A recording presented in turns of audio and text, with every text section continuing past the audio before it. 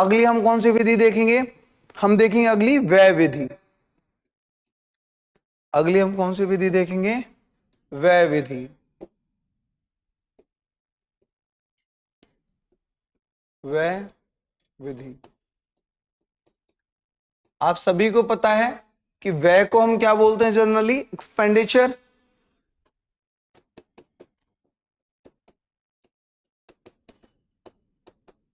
Method है ना, expenditure method है ये, या व्यय विधि है। व्यय विधि का मतलब होगा क्या? इसे कुल व्यय विधि भी कहा जाता है। परिभाषा में क्या लिखेंगे इसे? यह है विधि नंबर 3, है ना। इसे कुल व्यय विधि भी कहा, व्यय विधि भी कहा जाता है। इसे कुल व्यय विधि भी कहा जाता है। यह विधि या इस विधि के अंतर्गत, इस विधि के अंतर्गत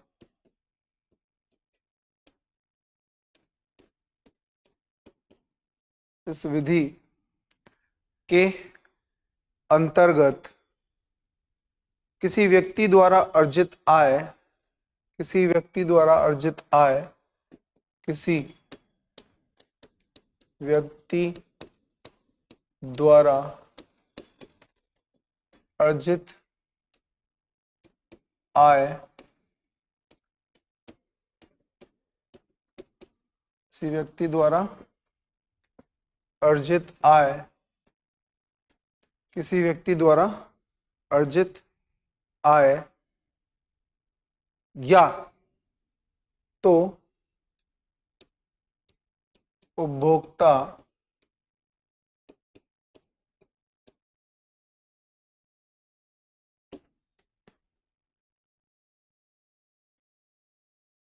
या तो उपभोक्ता वस्तुओं और सेवाओं पर खर्च की जाती है,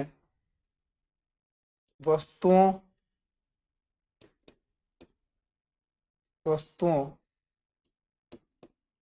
और सेवाओं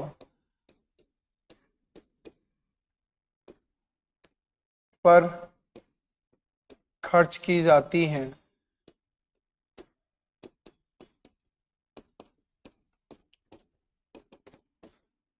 खर्च की जाती हैं या बचत और निवेश की जाती है, या बचत और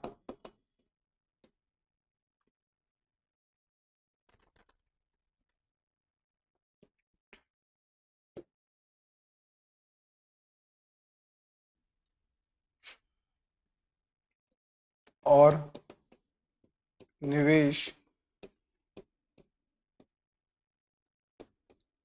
की जाती है।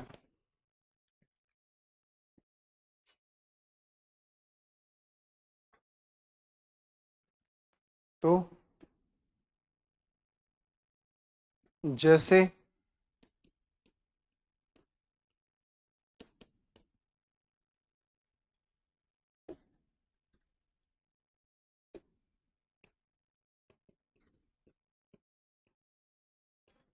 जैसे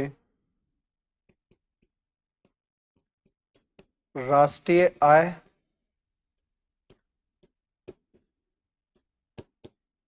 बराबर व्यक्तिगत उपभोग व्यय,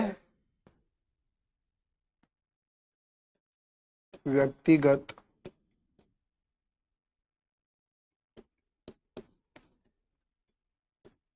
उपभोग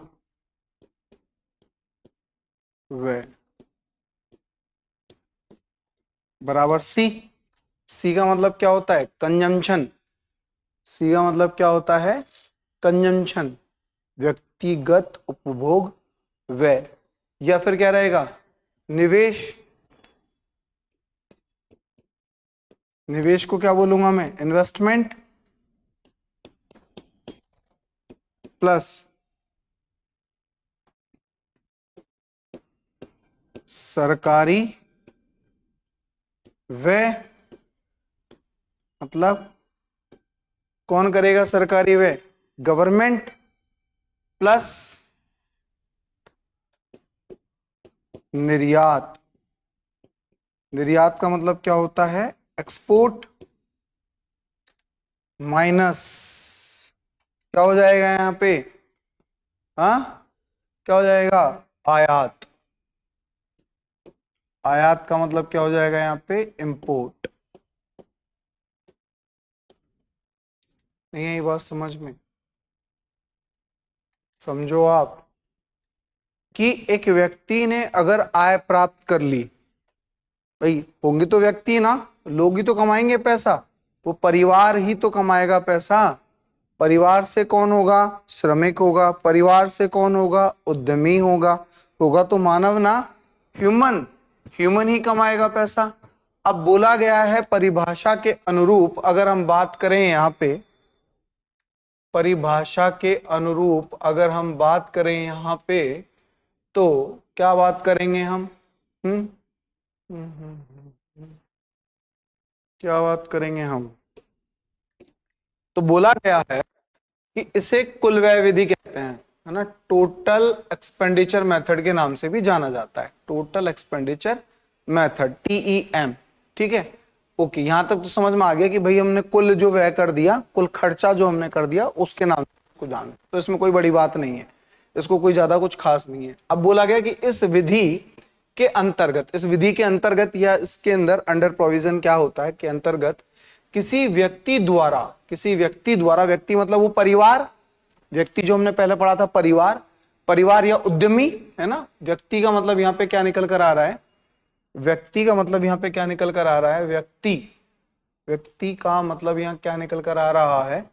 व्यक्ति का मतलब यहां क्या निकल कर आ रहा है कि या तो होगा वो परिवार के रूप में, परिवार ना, ऐसे नहीं बोलेंगे इसको, हम क्या बोलेंगे? इसे बोलेंगे हम, या तो होगा वो, या तो होगा वो श्रमिक के रूप में, या रहेगा वो उद्यमी के रूप में, उद्यमी, है ना। और ये परिवार से ही निकल कर आएंगे सारे, हम्म, परिवार से ही, ये ह्यूमन से ही निकल कर आएगा ना। ठीक, तो व्यक्तियों द्वारा अर्जित आय, ठीक, यहां तक हम होगा कि इनके द्वारा, जो परिवार के द्वारा क्या कमाई जाएगी? आय, इनके द्वारा कमाई हुई आय। ठीक है, अब आय हो गई, इन्होंने जो कमाया पैसा, प्लस उस आय का ये क्या उपयोग करेंगे? उपभोक्ताओं द्वारा, उपभोक्ताओं द्वारा, उपभोक्ताओं द्वारा वस्तुओं और सेवाओं पर की जाती है।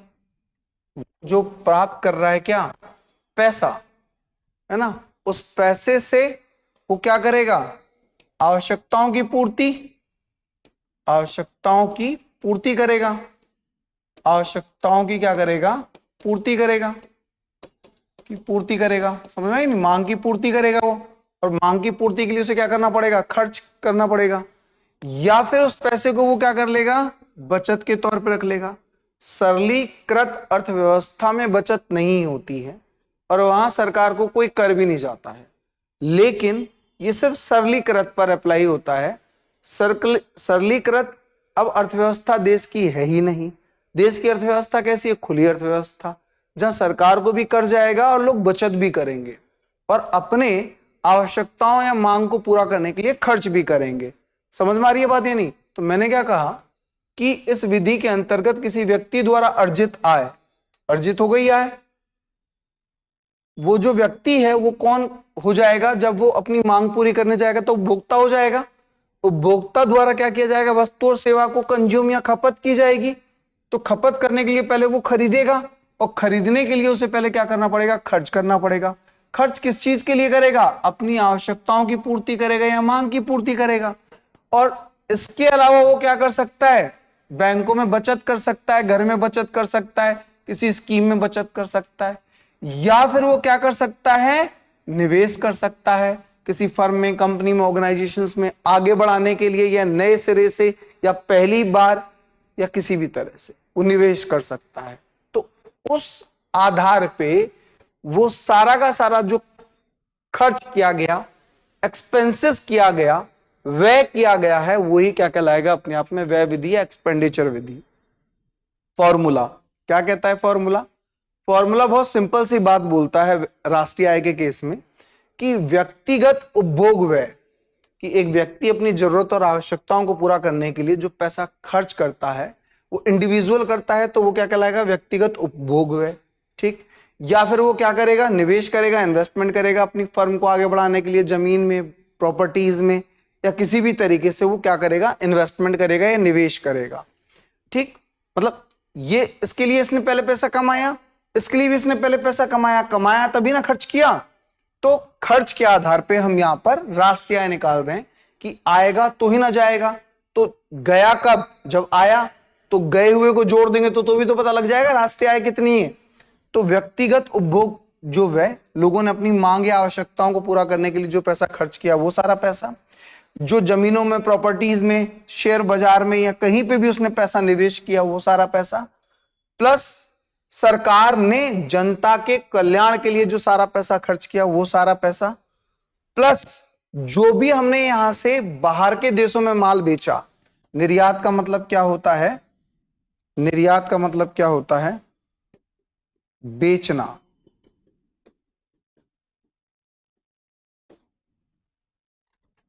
राष्ट्रीय सीमा के पार,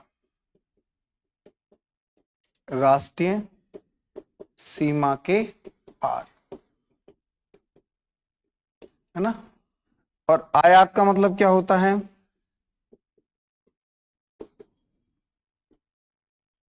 खरीदना। मतलब ये तो है बिक्री, और ये क्या है? क्रय, है ना, खरीदना। ठीक। खरीदना कहां से? खरीदना कहां से? राष्ट्र की, राष्ट्र की सीमा के बाहर से, सीमा के बाहर से, बाहर से। समझ में आ रही है बात? भाई मैंने अगर बोला यहां पे बहुत ही सिंपल सी भाषा के अंदर,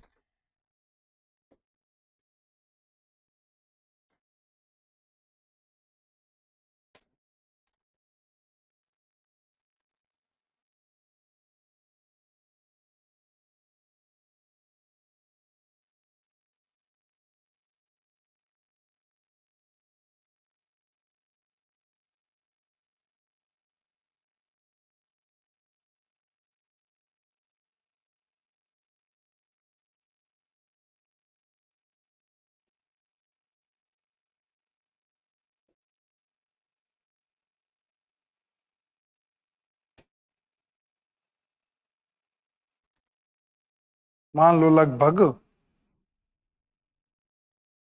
है ना। तो ये राष्ट्रीय सीमा, ये बाउंड्री है ना, ये क्षेत्र है हमारे भारत का। अब यहां से अगर चीजें बाहर से अंदर आ रही हैं,